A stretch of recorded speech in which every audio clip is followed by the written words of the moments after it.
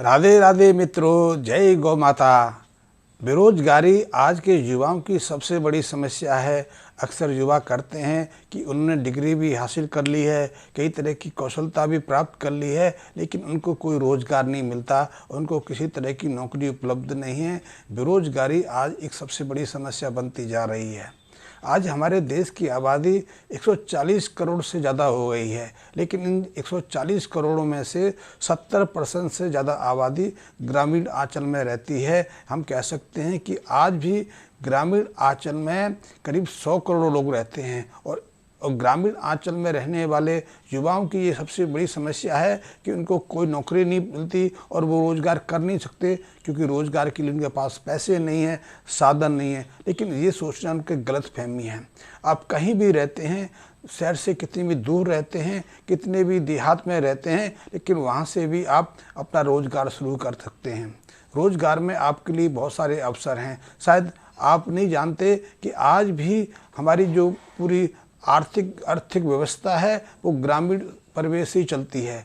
आज चाहे हम 3.5 ट्रिलियन से ज़्यादा की आर्थिक व्यवस्था बन गए हैं, लेकिन उसमें से ज़्यादातर हिस्सा ग्रामीण आंचल से आता है। इसलिए जब ग्रामीण खरीदता है तो देश की जीडीपी बढ़ती है, अन्यथा वो उसका उन्नति नहीं हो पाती।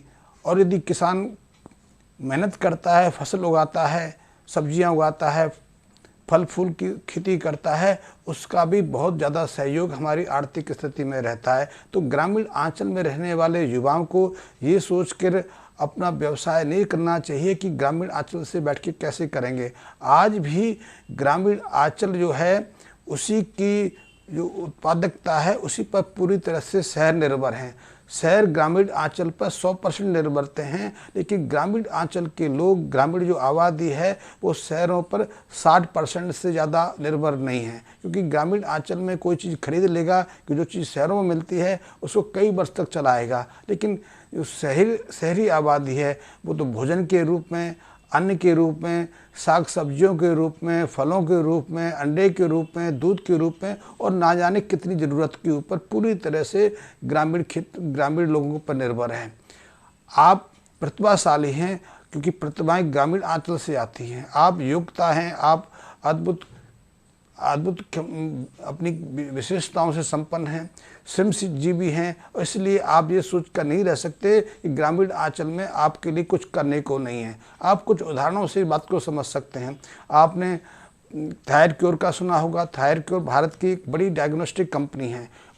एक पैथोलैब का नाम सुना होगा। लाल पैथ भी बहुत बड़ी एक श्रृंखला है। वो कहाँ रहते हैं आपने कभी सुना नहीं, लेकिन वो आपके ग्रामीण आंचल से सैंपल लेकर भी आपका निदान करते हैं, आपको निदान रिपोर्ट भेजते हैं।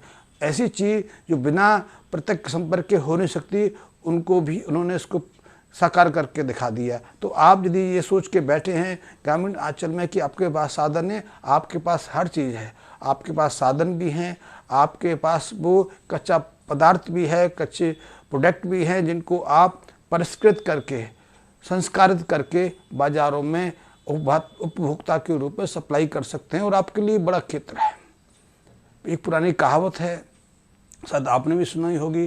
कहावत तो मारवाड़ियों के संबंध में है। मारवाड़ियों के लिए कहा जाता है कि यहाँ मारवाड़ी दुकान खोल लेता है, बाजार की शुरुआत वहीं से हो जाती है। यहाँ मारवाड़ी की दुकान अस्तित्व में आ जाती है, वहाँ धीरे धीरे एक बड़ा व्यापारिक केंद्र निर्मित हो जाता है। वो व्यापारिक केंद्र को देख के अपनी दुकान नहीं खोलता, दुकान खुलती है तो वहाँ बाजार निर्मित होते हैं। तो ऐसे ही आप कहीं भी हैं, वहीं से यदि किसी तरह का कारोबार, किसी तरह के व्यवसाय की शुरुआत करेंगे तो निश्चित रूप से आपके लिए एक बड़ा बाजार इंतज़ार कर रहा है। मेरे पास ऐसे बहुत सारे युवक आते हैं, उनकी जो कहानियाँ हैं आप सुनेंगे तो विस्मित हो जाएंगे, क्योंकि उन्होंने सुदूर देहात से जहाँ आने जाने के साधन नहीं थे, सड़कें नहीं थी, उनके पास साइकिल तक उपलब्ध नहीं होती थी, लेकिन वही ऐसे क्षेत्र से भी उन्होंने अपनी कौशलता से, अपनी योग्यता से और अपने श्रम से एक विशाल साम्राज्य की स्थापना कर ली है, विशाल व्यापारिक तंत्र को निर्मित कर लिया है। तो आप भी कर सकते हैं, क्योंकि आपके पास तो ऐसे 1000 प्रोडक्ट हैं। ग्रामीण आंचल से ही पूरा शहरी आंचल चलता है, पूरा देश निर्भर रहता है। इसलिए आपके पास करने को बहुत कुछ है।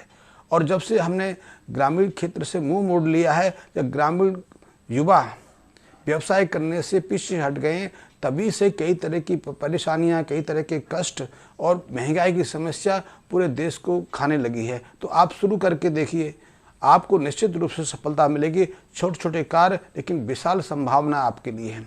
मैं एक उदाहरण के रूप में समझाऊंगा। बात कुछ 12-15 साल पहले की है। तब मैं अमृतसर रहता था, अभी तो मैं ग्वालियर में रहता हूँ और पिछले 2.5 साल से मैं ग्वालियर शिफ्ट हुआ हूँ।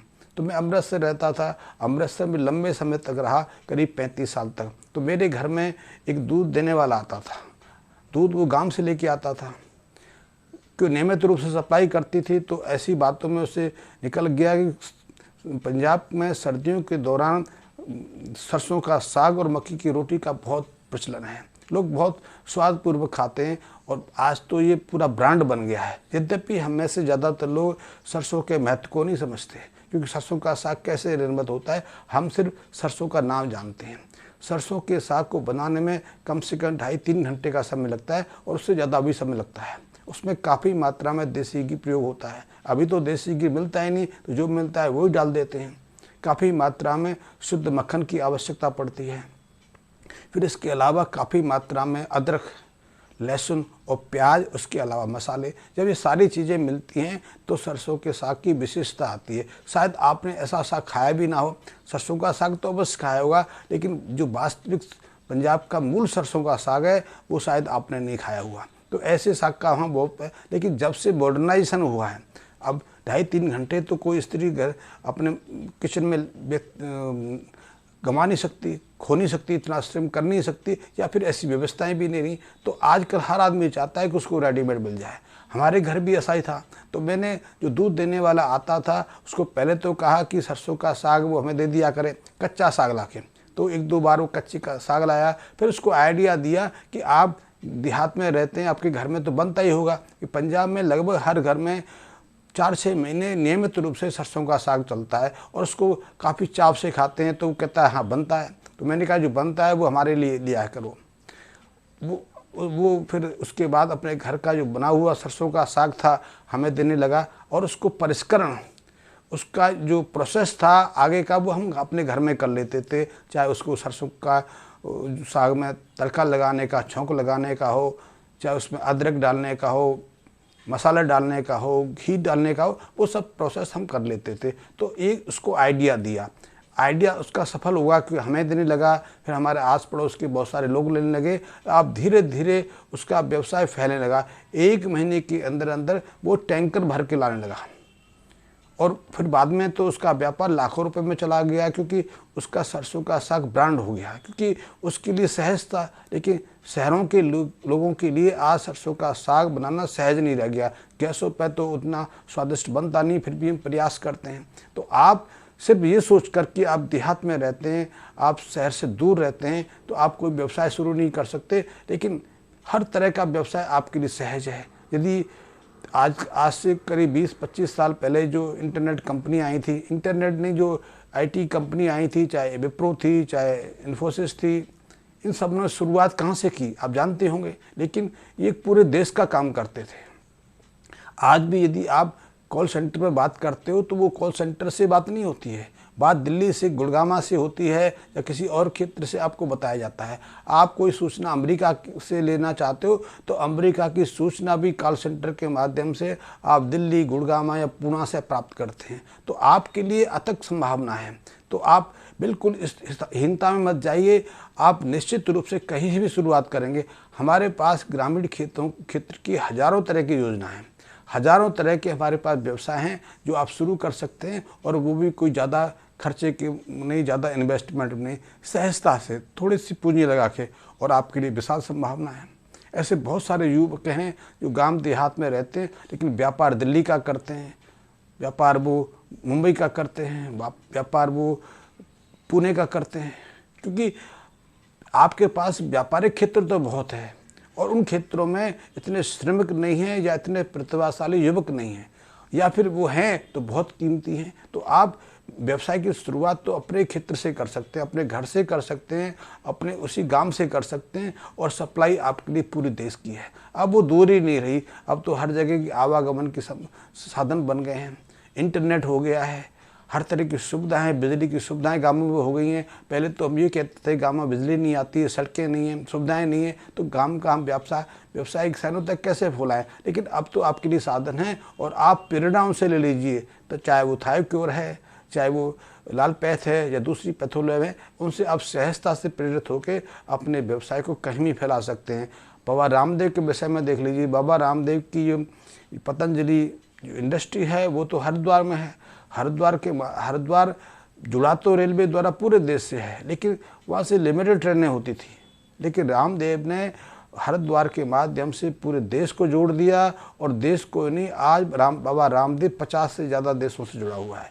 बाबा रामदेव के प्रोडक्ट हरिद्वार में निर्मित होके, और सारे प्रोडक्ट हरिद्वार में भी निर्मित नहीं होते, आसपास में निर्मित होते हैं, लेकिन उनको सप्लाई पूरी दुनिया में हो रही है। तो आप ये सोच कर मत चलिए, आपके लिए हजारों साधन हैं, और हमारे पास यदि आप करना चाहें तो हमारे पास आपके लिए बाज़ार की बड़ी पृष्ठभूमि है। आप हमारी मदद ले सकते हैं, हमारे माध्यम से जुड़ के अपने व्यापारिक प्रोडक्ट को कहीं भी बेच सकते हैं। तो इसलिए आप निराश नहीं हो। ग्रामीण क्षेत्र में रहने वाले युवाओं के लिए बेरोजगार का श्राप लेकर जीना संभव नहीं है, अब वो असंभव हो सकता है, और आपके लिए व्यापार की अपार संभावना हर क्षेत्र में विद्यमान है।